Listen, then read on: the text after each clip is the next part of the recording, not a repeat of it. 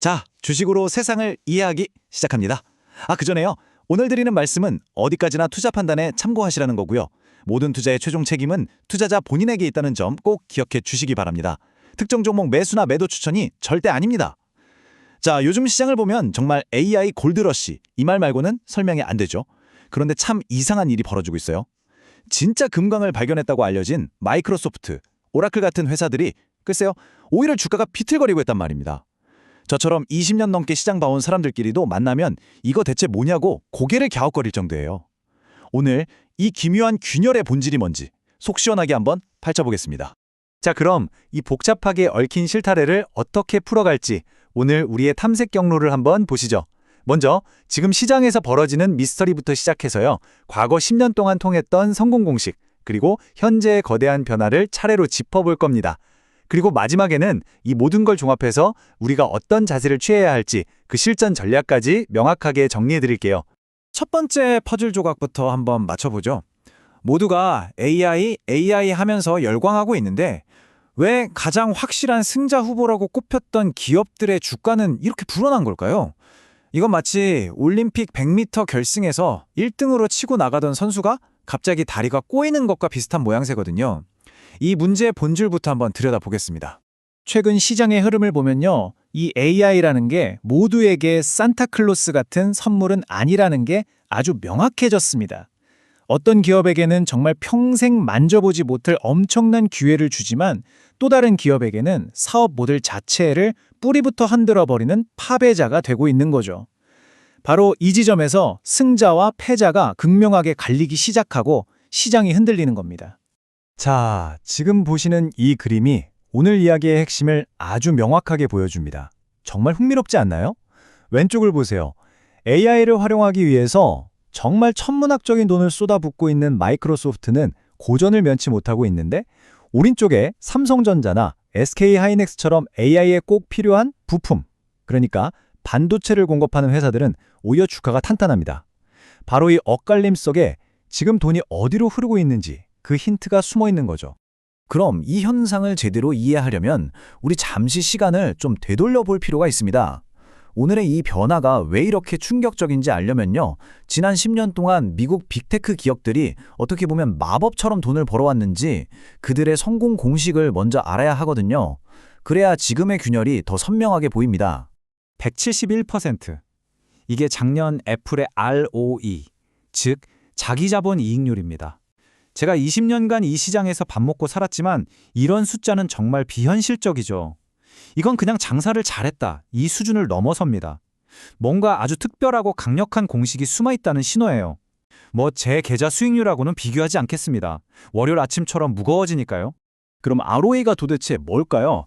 아주 간단하게 말해서요. 투자자들이 맡긴 돈, 즉 자기 자본으로 회사가 얼마나 알차게 장사를 잘했는지 보여주는 성적표 같은 겁니다. 이 숫자가 높을수록 주주 입장에서는 아주 일을 잘하는 기특한 회사인 거죠. 바로 여기에 그 비결이 담겨 있습니다. 애플이 정말 천재적인 건요. 단순히 이익, 그러니까 수학 공식의 분자를 키우는 데만 집중한 게 아니라는 겁니다. 아예 회사의 덩치, 즉 자기 자본이라는 분모 자체를 아주 체계적으로 줄여버렸어요. 분모가 작아지니까 당연히 최종 결과값이 폭발적으로 커질 수밖에 없는 그런 구조를 만들어낸 거죠. 이 돈 씀씀이를 한번 보세요. 정말 놀랍습니다. 번 돈에서 아주 일부만 사업에 재투자하고요. 나머지는 물론이고 심지어 번 돈보다 더 많은 돈을 자사주 매입이나 배당으로 주주들에게 돌려줬습니다. 투자는 최소화, 주주 환원은 최대화. 이게 바로 지난 10년간 월스트리트가 가장 사랑했던 승리의 공식이었던 겁니다. 그런데 이걸 삼성전자 같은 제조업체와 비교하면 그림이 완전히 달라집니다. 보시다시피 번 돈이 거의 곧바로 거대한 공장을 짓고 최신 설비를 들이는 데 다시 투입되죠. 이건 돈을 쓰는 철학 자체가 완전히 다른 세상 이야기인 셈입니다. 그래서 핵심은 바로 이겁니다. 지난 10년간 시장을 지배했던 황금률은 공장이나 설비 같은 물리적인 자산에는 투자를 최대한 아끼고 그렇게 남은 현금은 전부 월스트리트로 보내는 것이었어요. 참 역설적이죠? 투자를 안 하는 기업이 가장 각광받던 시대였다는 게요. 그런데 말입니다. 이 AI 붐이 지난 10년간의 모든 공식을 그냥 통째로 뒤집어 엎고 있습니다. 마치 2000년대 초반에 통신사들이 전국에 광 케이블 깔던 시절처럼요. 돈이 어마어마하게 들어가는 과거의 기술 사이클이 데자뷰처럼 돌아온 겁니다. 아주 비싼 청구서가 날아오기 시작한 거죠. 우리는 지금 명백하게 한 시대에서 다른 시대로 넘어가고 있습니다. 기존 플랫폼 위에서 비교적 적은 비용으로 큰 수익을 내던 시대가 저물고요. 이제는 데이터 센터 짓고 GPU 사들이고 막대한 물리적 인프라를 먼저 구축해야만 하는 시대로 접어들고 있는 겁니다. 이런 상황을 두고 신영증권의 김학균 센터장님도 비슷한 지적을 하시더라고요. 비용의 귀환? 이 한마디가 지금 미국 빅테크들이 마주한 아주 불편한 진실을 정확하게 꿰뚫고 있는 표현이라고 봅니다. 지금 보시는 이 오라클의 차트가 바로 결정적인 증거입니다. 범죄 현장의 스모킹 건 같은 거죠. 그동안 주주환원보다 훨씬 작았던 파란색 막대, 즉 설비 투자가 어느 순간 갑자기 빨간색 막대, 주주환원을 압도하면서 역전되는 게 보이시죠? 기존의 우아한 사업 모델이 AI 때문에 통째로 뒤집히는 그야말로 사건의 현장을 우리가 목격하고 있는 겁니다. 자, 그렇다면 금을 캐려는 광부들이 이렇게 새로운 비용 부담 때문에 고생하고 있다면 이 새로운 환경에서 진짜 돈을 버는 승자는 과연 누구일까요? 여기서 아주 고전적이지만 지금 상황에 딱 들어맞는 비유를 한번 들어보겠습니다. 바로 이 비교가 현재 시장을 이해하는 가장 명확한 열쇠라고 할 수 있습니다.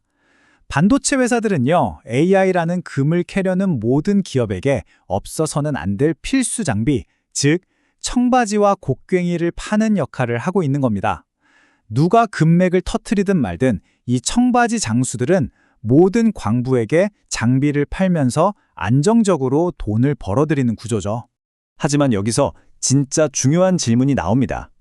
이 청바지 장수들, 그러니까 반도체 같은 제조업체들은 전통적으로 경기를 많이 탄다는 이유로 시장에서 늘 제값을 못 받는 경기 민감주 할인을 받아왔습니다. 그렇다면 과연 이 AI 시대에도 이 낡은 가격표가 계속 유효할까요? 어쩌면 지금이 바로 그 재평가가 시작되는 역사적인 변곡점일지도 모릅니다. 자, 그럼 지금까지의 분석을 모두 종합해서요. 이 거대한 변화의 파도 속에서 우리 투자자들은 구체적으로 어떤 관점을 가지고 시장을 바라봐야 할지 그 실전 전략을 한번 짜보겠습니다. 우선 이들 주식이 왜 시장 평균보다 이렇게 낮은 평가, 즉 할인을 받는지 그 근본적인 이유부터 이해해야 합니다. 간단합니다. 이들이 번 돈은 주주들의 주머니로 돌아가기보다는 곧바로 다음 세대의 반도체를 만들 거대한 공장을 짓는 데 쓰이기 때문이죠.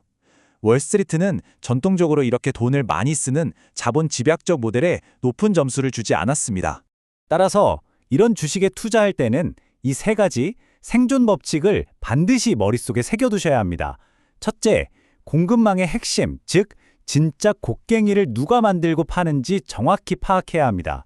둘째, 이건 저평가 가치주 투자가 아닙니다. 철저하게 이익이 늘어나는 모멘텀을 타는 플레이라는 걸 인정해야 해요. 실적이 꺾이는 신호가 보이면 미련 없이 나와야 한다는 뜻이죠.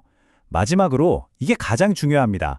광부들, 즉 마이크로소프트나 구글 같은 빅테크들이 투자를 줄인다는 소식이 들리면 가장 먼저 위험 신호로 받아들여야 합니다. 그들의 지갑 사정이 바로 이 공급자들의 생명줄이니까요. 결국 이 한 문장이 오늘 이야기한 거대한 패러다임의 전환을 명확하게 보여줍니다.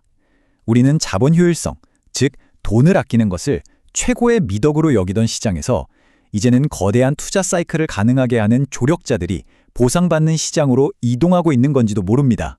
마지막으로 이 질문을 여러분께 던지면서 마무리하고 싶습니다. AI가 비용이라는 아주 현실적인 문제를 다시 무대 위로 끌어올린 지금 우리가 가치 있는 기술주라고 굳게 믿어왔던 그 정의 자체가 우리 눈앞에서 바뀌고 있는 것은 아닐까요? 이 질문이 여러분의 포트폴리오를 다시 한번 근본적으로 점검하게 하는 계기가 되기를 바랍니다. 깊이 한번 생각해 보실 문제입니다.